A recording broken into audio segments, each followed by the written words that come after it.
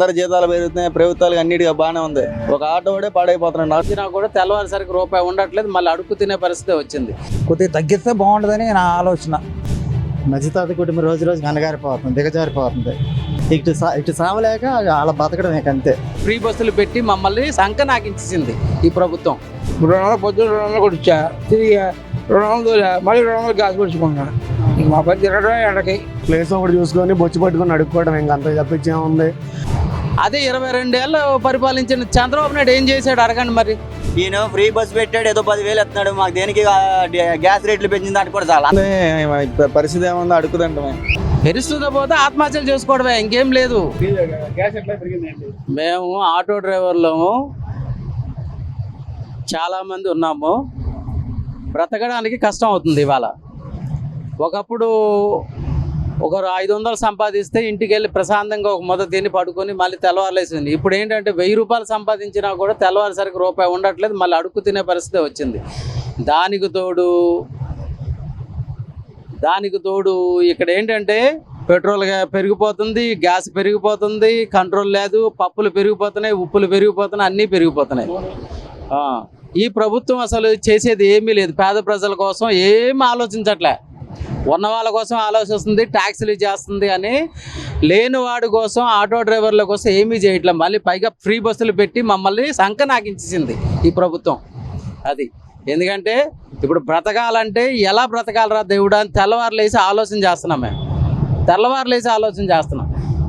తెల్లవారులేసి అన్నం తినబుద్ధి కావట్లేదు. ఎలాగ సంపాదించాలా, తెల్లవారులేసి పిల్లలకి ఏం పెట్టాలా, పిల్లలకి చదువులు ఏం చదివించుకోవాలా. అదే జగన్ గారు ఉన్నప్పుడైతే మాత్రం పిల్లల చదువుల కోసం ఆలోచన చేయలేదు. మేము ఫీజు రిమెంబర్మెంట్ క్లియర్గా పడేది.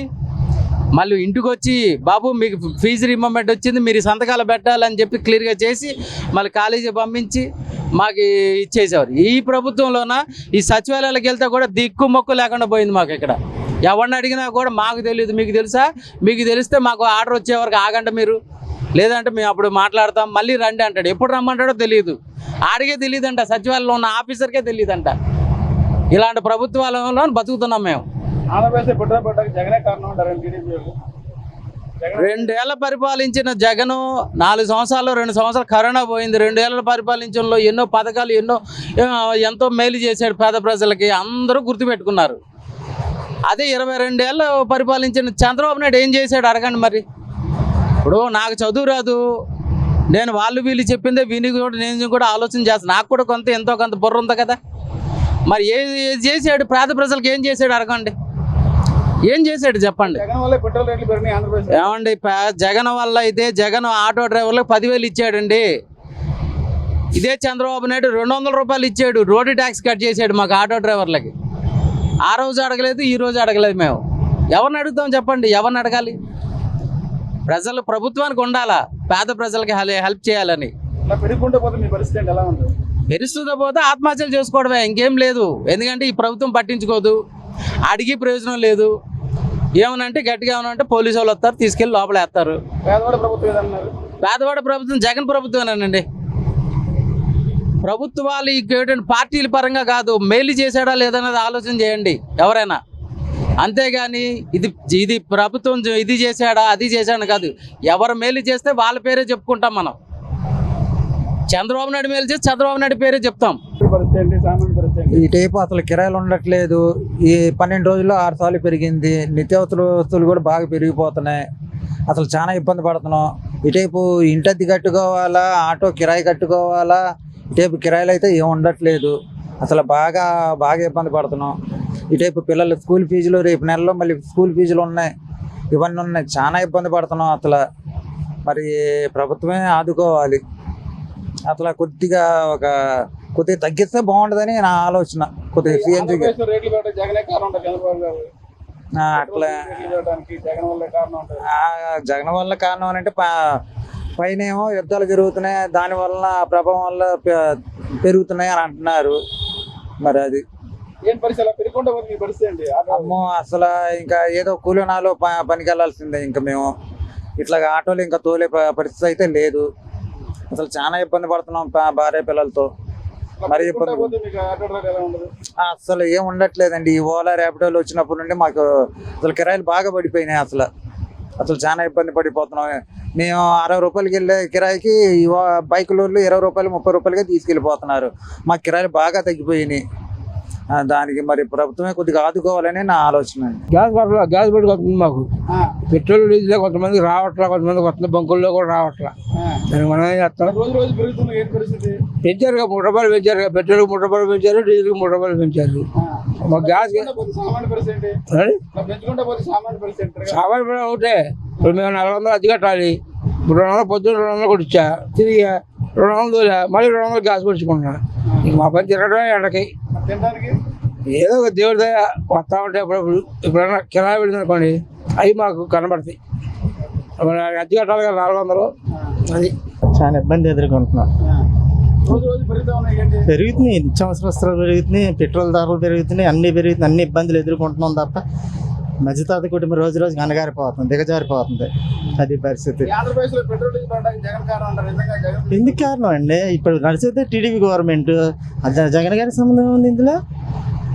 ఆయన మహానుభావుడు, ఆయన ఉన్నప్పుడు బాగానే ఉంది. డ్రైవర్లకు, ఆటో డ్రైవర్లకు వచ్చి ఇబ్బంది అనేది ఏం కలగదు. కేసులు రాయాల, మొట్టమొదటి కేసులు రాయలేదు. రెండోదికి వచ్చి 10,000 చొప్పున 10,000 చొప్పున 5 సార్లు వేస్తారు. ఇబ్బందికి సావలేక బతకడమే. ఇటు సావలేక అలా బతకడమే, అంతే. ఇబ్బందులు ఎదుర్కొంటున్నాం, తప్పదు. రాలేదండి, ఆల్రెడీ ఫోన్లో పరిపాలన ఎలా ఉందో 1 నొక్కండి 2 నొక్కండి అంటే పరిపాలన బాగోలేదని నొక్కుతున్నాను నేను. అది పరిస్థితి. ఏముందన్న, బొచ్చు పట్టుకొని అడుక్కోవడమే. దానికి సంబంధించి ఏముంది? ఇప్పుడు పెట్రోల్ డీజిల్ ఒకటే అయిపోయింది, గ్యాస్ కూడా ఒకటే అయిపోయింది. ఇంకేం చేస్తాం? కిరాయిలు లేవు, దానికి తోడు బైకులు ఎక్కువైపోయినాయి. ఓలా, ఊబర్, ర్యాపిడో. గవర్నమెంట్ ఏమో 25 రూపాయలు ఇచ్చేది మీటర్లు ఉన్నప్పుడు, ఇప్పుడేమో 30 రూపాయలు ఇవ్వాలి కదా. 30 రూపాయలు కూడా లేదు, 30 రూపాయలు కూడా లేదు. 15 రూపాయలు 14 రూపాయలు ఇస్తున్నాడు. ఏం సరిపోతాయి? 1000 రూపాయలు తోలేమనుకో 300 రూపాయలు అద్దెపే, 300 రూపాయలు గ్యాస్, 300 మిగులుతాయి. ఈ లోపల టిఫిన్ అని 100 రూపాయలు ఎగిరిపోతాయి. 300తో నెల వరకు సంపాదిస్తామా? ఏముంది? దొరకగుడి దగ్గర ప్లేస్ ఒకటి చూసుకొని బొచ్చు పట్టుకొని అడుక్కోవడం, ఇంకంత తప్పించి ఏముంది? మేము కిరాయిలు మాట్లాడుకున్నాం అనుకో, రోడ్ల మీద వెనకాల 10 మంది ఆటోళ్ళు హార్న్ కొడతా ఉంటారు. ఏముంది? రోడ్ల మీద ఏమో ఎక్కడ పడితే అక్కడేమో కార్లు పెట్టేస్తారు. ఆటో పెట్టామనుకో, ఆటో ఫోటోలు పెట్టేస్తున్నాడు. అది అంటేనే 100 రూల్స్ అడుగుతున్నారు. వాళ్ళతో మాకెందుకు గొడవలు? అన్న ఇది కాదన్నా, అన్న తీసేస్తున్నావు. అన్న ఏంట్రా, తీసే ముందు ఎక్కడి నుంచి బళ్ళు పోలీసు వాళ్ళు. ఏది మాట్లాడినా వాళ్ళకే సపోర్ట్ పలుకుతున్నట్టు నా రాజకీయ నాయకులుగా వాళ్ళకే సపోర్ట్ పలుకుతున్నారు. ఏముంది? బైకులు ఎక్కువైపోయినాయి, ఎల్లో ప్లేట్ పెట్టుకుని వాడాలిగా. ఆటోకి ఇప్పుడు ఎల్లో ప్లేట్ ఉంది, బైక్ కూడా ఎల్లో ప్లేట్ వేసుకొని వాడాలి కదా. వాడతల్లా వాళ్ళు.